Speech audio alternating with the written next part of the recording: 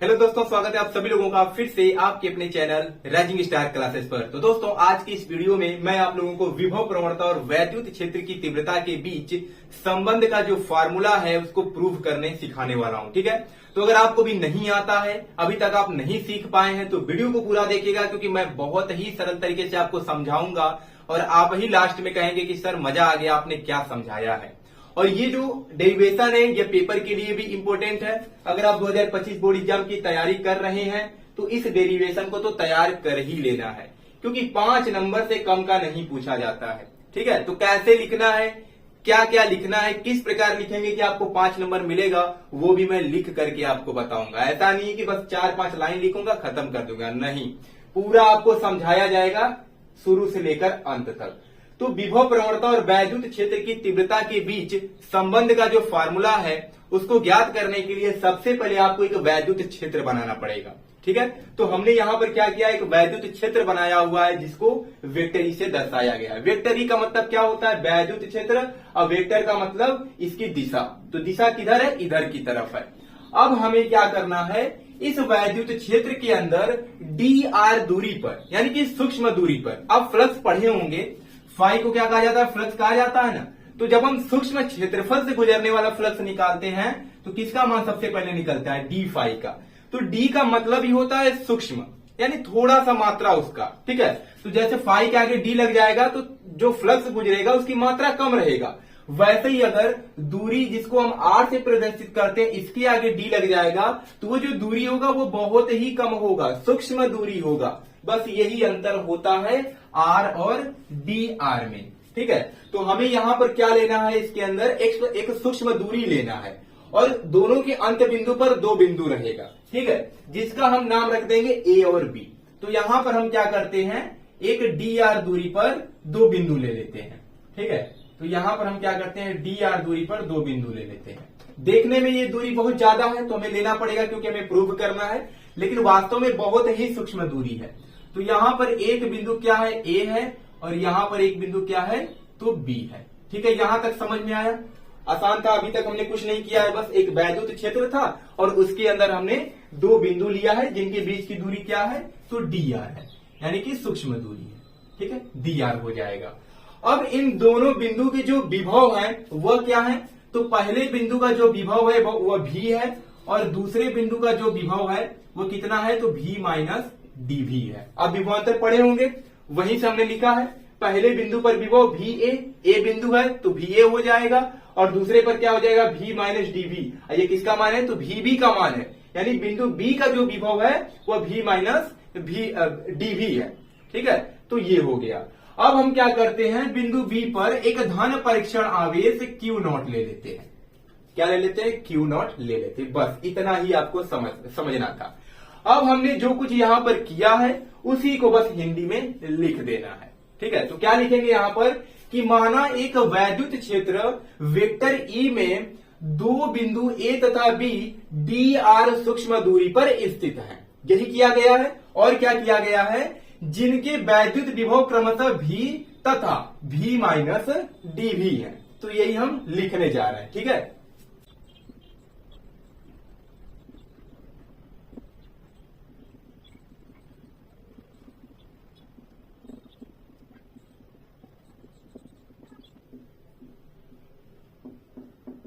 ठीक है, तो इतना ही मैंने यहां पर किया था। तो वही लिखा गया कि माना एक समान वैद्युत क्षेत्र में 2 बिंदु ए तथा बी सूक्ष्म दूरी डी आर पर स्थित है, जिनके वैद्युत विभव क्रमशः v तथा v माइनस डी भी है। ठीक है, लिख लेंगे। तो जरूरी नहीं है कि आप भी ऐसे ही लिखेंगे, अपनी भाषा में कुछ भी लिख सकते हैं, ये आपके ऊपर डिपेंड करता है, क्योंकि फिजिक्स में मैथमेटिक जो गणितीय रूप होता है उस पर नंबर मिलता है, लेकिन ये भी लिखना जरूरी है। तो ऐसा नहीं कि इसको रटेंगे, अपने शब्दों में कुछ भी लिखे, सब सही होता है। अब हमें क्या करना है, क्यू नॉट पर लगने वाला बल निकालना है। तो आप ही बताइए, ऐसा कौन सा फार्मूला होता है जो F बराबर हो और वैद्युत क्षेत्र तथा आवेश के रूप में फार्मूला हो। तो हम एक फार्मूला जानते हैं, E बराबर क्या होता है, F अपान Q होता है। तो यहां से F बराबर क्या निकल जाएगा, E इंटू में Q निकल जाएगा। जो कि वैद्युत क्षेत्र और आवेश के गुणनफल के क्या होगा, तो बराबर होगा। तो वही फार्मूला हम क्या करने जा रहे हैं, लगाने जा रहे हैं। तो यहां से अगर हम निकालेंगे F बराबर, तो F बराबर क्या हो जाएगा, F बराबर Q नॉट इंटू में E हो जाएगा। ठीक है, Q नॉट इंटू में E यही होगा। इसको हम मान लेते हैं समीकरण 1, क्योंकि आगे इसका यूज है। तो F बराबर हो जाएगा Q नॉट इंटू में E। अब हमें क्या करना है, तो अब हमें इस Q नॉट को बिंदु B से बिंदु A तक ले जाने में बाह्य बल द्वारा किया गया कार्य निकालना। देखिए ये उसी बच्चे को समझ में आ रहा होगा जो वैद्युत विभवांतर पढ़ा होगा, क्योंकि वही चीज यहां पर लग रहा है। वैद्युत विभवांतर में भी क्या था, बिंदु B से आवेश को बिंदु A तक ले जाया जाता था, तो क्या होता था, विभव में अंतर होता था। तो वही चीज है यहां पर भी, वही निकालना हमें। तो हमें धन परीक्षण आवेश को B से A तक ले जाने में वैद्युत बल के विरुद्ध बाह्य बल द्वारा किया गया कार्य निकालना है। ठीक है, तो वही हम फिर से लिखने जा रहे हैं यहां पे कि धन परीक्षण आवेश Q नॉट को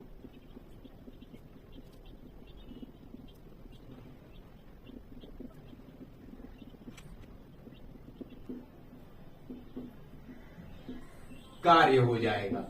ठीक है, तो क्या लिखा गया है कि धन परीक्षण आवेश Q नॉट को बिंदु B से, बिंदु B पर स्थित है, बिंदु B से बिंदु A तक ले जाने में वैद्युत बल के विरुद्ध बाह्य बल द्वारा किया गया कार्य। इसका क्या मतलब है, मतलब B को हमें A तक ले जाना है और वैद्युत क्षेत्र की दिशा इधर है, तो वैद्युत बल की भी दिशा इधर होगी, लेकिन हमें क्या करना है, इसके विपरीत दिशा में ले जाना है, यानी वैद्युत बल के विरुद्ध बाह्य बल द्वारा, यानी बाहरी बल लगा करके हमें क्या करना है, B से A तक ले जाना है। तो उसको ले जाने में कितना कार्य करना पड़ेगा, ये हमें निकालना है। तो देखिए कोई भी फॉर्मूला अगर हम लगाते हैं तो वहां पर जो भौतिक राशियां होती है उनको देखते हुए ही वो फार्मूला लगता है। जैसे हमने यफ का फार्मूला लगाया तो आवेश और वैद्युत क्षेत्र के से रिलेटेड हमने फार्मूला लगाया है।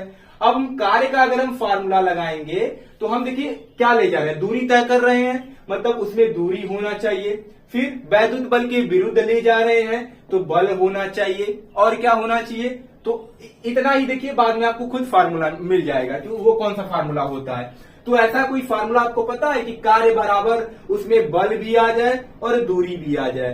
तो हम लोग क्लास 9th में एक फार्मूला पढ़े थे कि W बराबर होता है एफ एस कॉस थीटा। क्या होता है, W बराबर होता है एफ इंटू में एस इंटू में कॉस थीटा। आपको भले ही याद नहीं होगा, क्लास 9th में ये फार्मूला पढ़े थे। देखिए हिंदी में याद कीजिए, कार्य बराबर बल गुणे विस्थापन था कि नहीं फार्मूला, तो वही चीज यहां पर हमें लगाना है। बल क्या है, तो यफ है, यहां का दूरी यस से हम प्रदर्शित करते थे वहां पे, लेकिन यहां पर हमें सूक्ष्म दूरी लेना है, तो क्या लेंगे, डी आर लेंगे। तो क्या हो जाएगा, एफ डी आर इंटू में कॉस थीटा। ठीक है, तो ये फार्मूला हम लगाएंगे। तो यहां से क्या हो जाएगा, किया गया जो कार्य होगा वो क्या मिल जाएगा हमें, तो डी डब्ल्यू निकलेगा ना, क्योंकि सूक्ष्म दूरी के लिए निकालना है तो कार्य भी सूक्ष्म पहले निकलेगा। तो यहां से डी डब्ल्यू बराबर हो जाएगा, डी डब्ल्यू बराबर एफ डी आर इंटू में क्या हो जाएगा, तो कॉस थीटा हो जाएगा। ठीक है, थीटा का मान कितना होगा, तो यहीं से आप भी बता सकते हैं। जब यहां पर धन परीक्षण आवेश है और वैद्युत बल इधर है, लेकिन हमें क्या करना है, उसको ले जाना है इधर, तो इनके बीच कितने डिग्री का कोण बन रहा है, 180 अंश का। तो थीटा का मान कितना हो जाएगा, 180 होगा ना। तो थीटा बराबर हमें मिल जाएगा कितना, 180 अंश। तो यहां से अगर हम कार्य का मान निकालते हैं तो क्या मिलेगा, तो डी डब्ल्यू बराबर हो जाएगा, डी डब्ल्यू बराबर हो जाएगा एफ इंटू में डी आर इंटू में हो जाएगा कॉस 180, और कॉस 180 का मान कितना होता है, तो माइनस का 1 होता है। तो डी डब्ल्यू बराबर हो जाएगा एफ इंटू में डी आर इंटू में कितना हो जाएगा, तो -1 हो जाएगा। तो डी डब्ल्यू बराबर माइनस हो जाएगा एफ इंटू में डी आर, यही मिलेगा। अब हम क्या करते हैं, यफ का मान समीकरण 1 से रख देते हैं। तो लिखेंगे यहां से समीकरण 1 से, समीकरण 1 से एफ का मान रखने पर, एफ का मान रखने पर, ठीक है, ये सब लिखते हैं तो आपको नंबर सही मिलते हैं। एग्जामिनर देखकर खुश हो जाता है कि नहीं बच्चे ने स्टेप वाइज लगाया है क्वेश्चन को। तो डी डब्ल्यू बराबर क्या मिलेगा, तो डी डब्ल्यू बराबर हो जाएगा माइनस एफ का मान क्यू नॉट इंटू में ई है, तो ये हो जाएगा क्यू नॉट इंटू में ई इंटू में कितना है, तो डी आर है। अब हम क्या करते हैं, क्यू नॉट को इसके नीचे ले जाते हैं, तो डी डब्ल्यू बटे में क्या हो जाएगा, तो क्यू नॉट हो जाएगा। अब बराबर क्या मिल गया, तो माइनस में ई इंटू में डी आर मिल जाएगा। इसको मान लेते हैं हम समीकरण 2। यहां तक कोई दिक्कत? ठीक है, अगर आपको समझ में नहीं आया होगा तो वीडियो को पीछे करके समझ लीजिएगा। तो डी डब्ल्यू में क्यू नॉट बराबर हो गया माइनस ई इंटू में डी आर। अब हम क्या करेंगे कि बिंदु बी से बिंदु तक ए तक ले जाने में धन परीक्षण आवेश को ले जाने में कितना विभवांतर हो रहा है वो निकालेंगे। तो विभवांतर बराबर क्या होता है, कार्य बटा के आवेश। पढ़े होंगे आप। तो यहां से हम लिखेंगे कि वैद्युत विभवांतर की परिभाषा से, वैद्युत विभवांतर की परिभाषा से, जिससे एग्जामिनर को पता चल जाए कि नहीं वैद्युत विभवांतर का फार्मूला यूज किया गया है। तो परिभाषा से, ठीक है, वैद्युत विभवांतर की परिभाषा से। तो क्या हो जाएगा, हमें पता है वैद्युत विभवांतर यानी कि विभवों का अंतर होता है। तो ए का विभव कितना है, तो भी है। तो यहां से लिखेंगे भी अब माइनस बी का विभव कितना है, तो भी माइनस डीवी है। तो क्या हो जाएगा, तो भी माइनस डीवी हो जाएगा। अब बराबर क्या होता है, तो कार्य बटा आवेश होता है। तो कार्य कितना किया जा रहा है, तो डी डब्ल्यू। अब बटे आवेश क्या है, तो धन परीक्षण आवेश क्यू नॉट है। ठीक है, तो यहां से अगर हम इसको हल करेंगे तो भी माइनस भी माइनस माइनस प्लस में हो जाएगा डी भी, अब बराबर हो जाएगा डी डब्ल्यू अब बटे क्यू नॉट।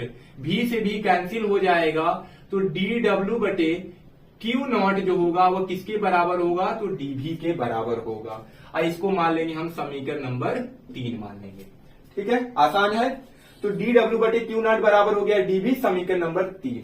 अब देखिए समीकरण 2 को और समीकरण 3 को, दोनों क्या है, डी डब्ल्यू बटे क्यू नॉट है कि नहीं।